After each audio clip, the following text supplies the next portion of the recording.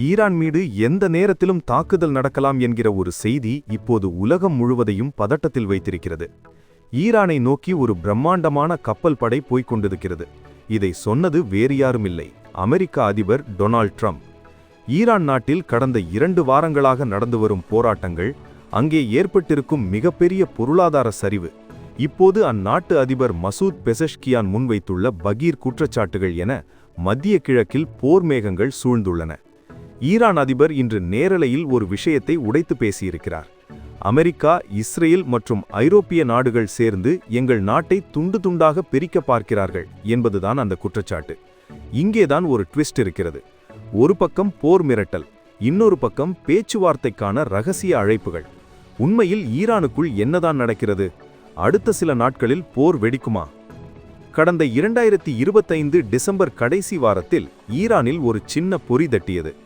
ஆரம்பத்தில் இது விலைவாசி உயர்வுக்கும் பொருளாதார வீழ்ச்சிக்கும் எதிரான சாதாரண போராட்டமாகத்தான் பார்க்கப்பட்டது. ஆனால் ஜனவரி 2026க்குள் இது ஈரான் நாட்டின் 31 மாகாணங்களுக்கும் காட்டுத்தீ போல பரவியது. ஈரான் வரலாற்றிலேயே இது மிகப்பெரிய மக்கள் எழுச்சியாக பார்க்கப்படுகிறது.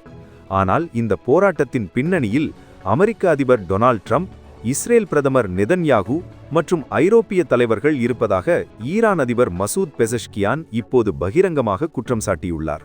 மக்கள் மத்தியில் பிரிவினையை தூண்டிவிட்டு நாட்டை சிதைக்க தேவையான ஆயுதங்களையும் வசதிகளையும் இந்த வெளிநாட்டு சக்திகள்தான் செய்து தருகிறார்கள் என்பது ஈரான் அரசின் வாதம்.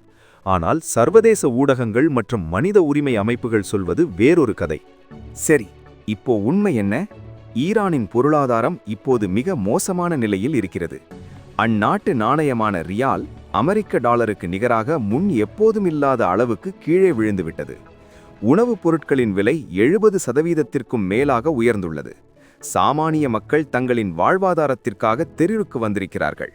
ஆனால் இந்த உள்நாட்டு பிரச்சனையை சாதகமாகிக் கொண்டு அமெரிக்கா உள்ளே நுழைய பார்க்கிறதா என்ற சந்தேகம் இப்போது வலுவாக எழுந்துள்ளது. இங்கே ஒரு முக்கியமான விஷயத்தை கவனிக்க வேண்டும். அமெரிக்க அதிபர் ட்ரம்ப் ஒரு மிகப்பெரிய அர்மாடா, அதாவது பிரம்மாண்டமான கப்பல் படை ஈரானை நோக்கி சென்று கொண்டிருப்பதாக அறிவித்திருக்கிறார். அவர்கள் எங்களுடன் ஒரு ஒப்பந்தம் செய்ய விரும்புகிறார்கள், அப்படி செய்யாவிட்டால் என்ன நடக்கும் என்று பார்ப்போம் என அவர் விடுத்த மிரட்டல் உலக நாடுகளை அதிர வைத்துள்ளது.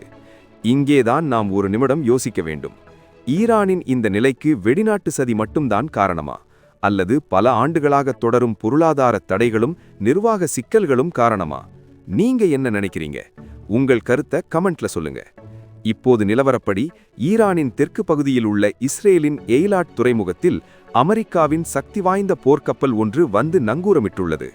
இது வழக்கமான ஒரு பயிற்சி என்று இஸ்ரேல் கூறினாலும் ஈரானின் ஏவுகணை தளங்களை குறிவைத்து தாக்குதல் நடத்த அமெரிக்கா தயாராகி வருவதாகவே இராணுவ ஆய்வாளர்கள் கருதுகிறார்கள். இதன் பின்னணியில் ஈரான் நீண்ட காலமாக வளர்த்து வந்த ஹமாஸ் மற்றும் ஹிஸ்புல்லா போன்ற அமைப்புகள் வலுவிழந்து போனதும் ஒரு முக்கிய காரணமாக பார்க்கப்படுகிறது. இந்த போராட்டங்களில் எத்தனை பேர் உயிரிழந்தார்கள் என்பதில் மிகப்பெரிய முரண்பாடுகள் உள்ளன. ஈரான் அரசு தரப்பில் அதிகாரப்பூர்வமாக சுமார் 3100 பேர் இறந்ததாக கூறப்படுகிறது. இதில் ஆச்சரியமான விஷயம் என்னவென்றால் அதில் 2000 பேர் பாதுகாப்பு படையினர் என்று அவர்கள் சொல்கிறார்கள். ஆனால் மனித உரிமை அமைப்புகள் வெளியிடும் தகவல்கள் நெஞ்சை உறைய வைக்கின்றன. HRANA போன்ற சர்வதேச அமைப்புகள் சுமார் 6500 பேர் கொல்லப்பட்டதாக தெரிவிக்கின்றன. இன்னும் சில ஊடக அறிக்கைகள், குறிப்பாக சண்டே டைம்ஸ் போன்ற இதழ்கள், ஜனவரி மாத போராட்டங்களில் மட்டும் சுமார் 16500 பேர் உயிரிழந்திருக்கலாம் என்றும் 3 லட்சத்திற்கும் அதிகமானோர் காயமடைந்திருப்பதாகவும் கூறுகின்றன. இணையதள சேவை ஈரான் முழுவதிலும் முடக்கப்பட்டதால் துல்லியமான தகவல்கள் வெளிவருவதில் பெரும் சிக்கல் நீடிக்கிறது. ஈரான் அதிபர் மசூத் பெசஷ்கியன் ஒரு மிதவாதியாகவே பார்க்கப்பட்டவர். ஆனால் இப்போது அவரே போராட்டக்காரர்களை கலவரக்காரர்கள் என்று அழைக்கத் தொடங்கியுள்ளார். இதுதான் இங்கே கவனிக்கப்பட வேண்டிய விஷயம்.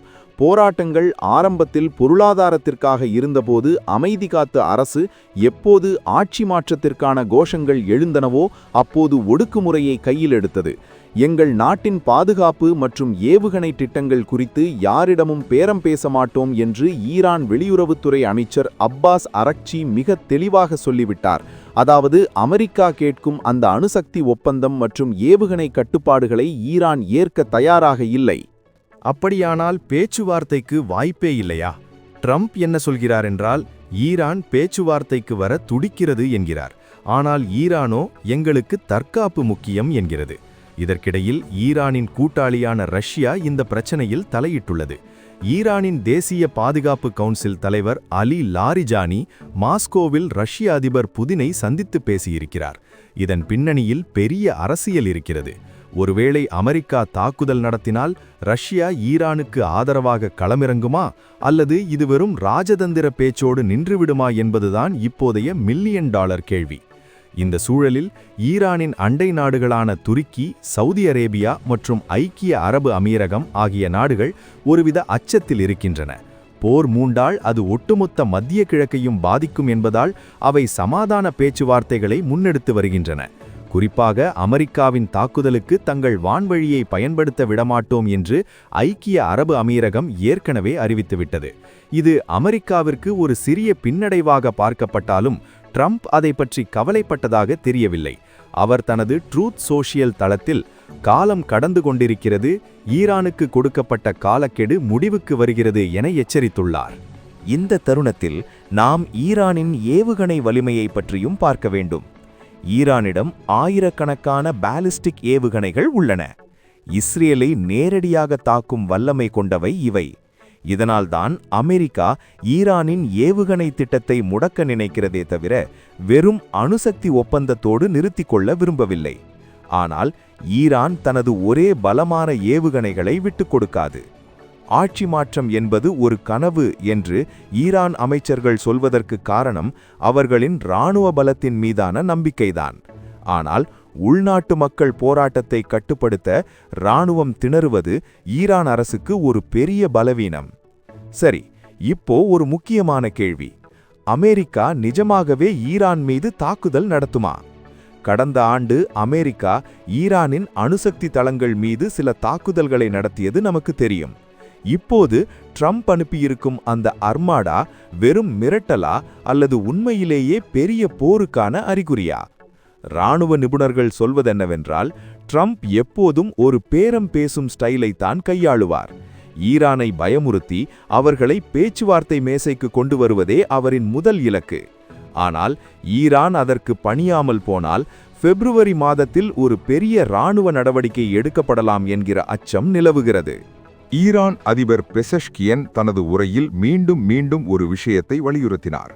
எங்கள் நாட்டு பிரச்சினைகளை நாங்களே சரி செய்து கொள்வோம், வெளிநாடுகள் தலையிட தேவையில்லை. ஆனால் ஈரானிய மக்கள் என்ன நினைக்கிறார்கள்? பல போராட்டக்காரர்கள் எங்களுக்கு தேவை ஜனநாயகம் மற்றும் சுதந்திரம் என்று முழக்கமிடுகிறார்கள்.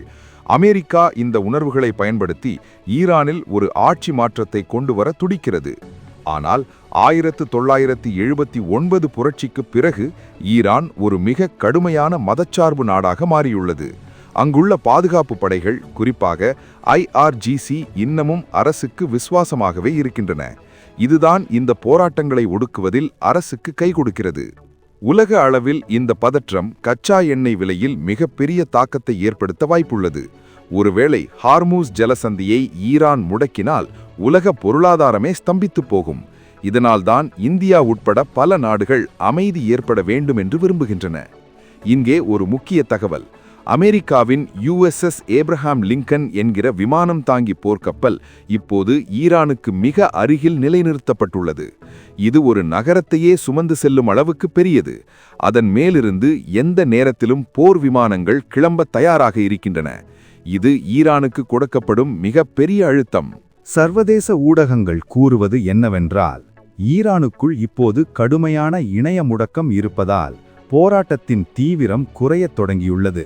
ஆனால் அந்த அமைதி என்பது ஒரு தற்காலிகமான விஷயம் மட்டுமே. மக்களின் கோபமும் வறுமையும் குறையாத வரை மீண்டும் ஒரு கிளர்ச்சி வெடிக்கத்தான் செய்யும்.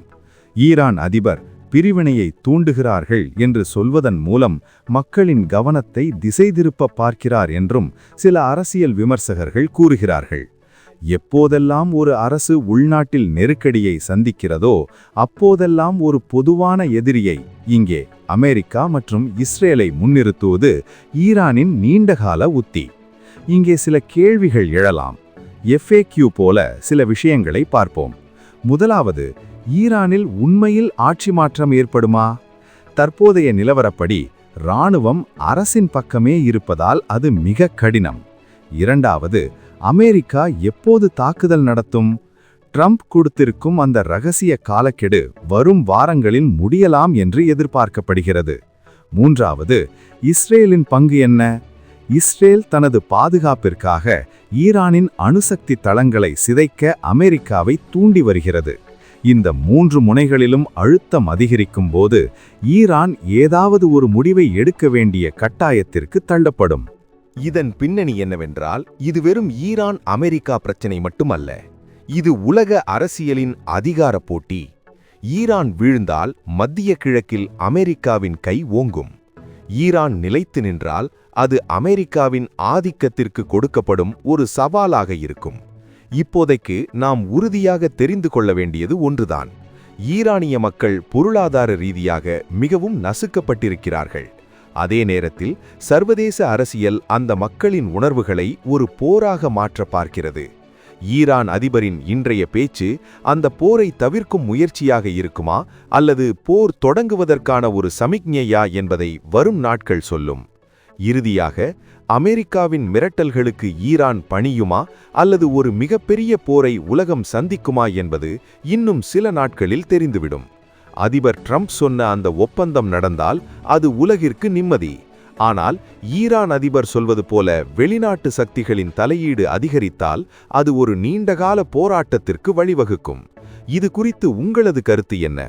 அமெரிக்கா எடுக்கும் இந்த அதிரடி நடவடிக்கைகள் சரியா, அல்லது இது ஒரு நாட்டின் இறையாண்மையில் தலையிடும் செயலா? உங்கள் பதிலை மறக்காமல் கீழே பதிவிடுங்கள். மீண்டும் ஒரு முக்கிய செய்தியுடன் உங்களை சந்திக்கிறேன். நன்றி.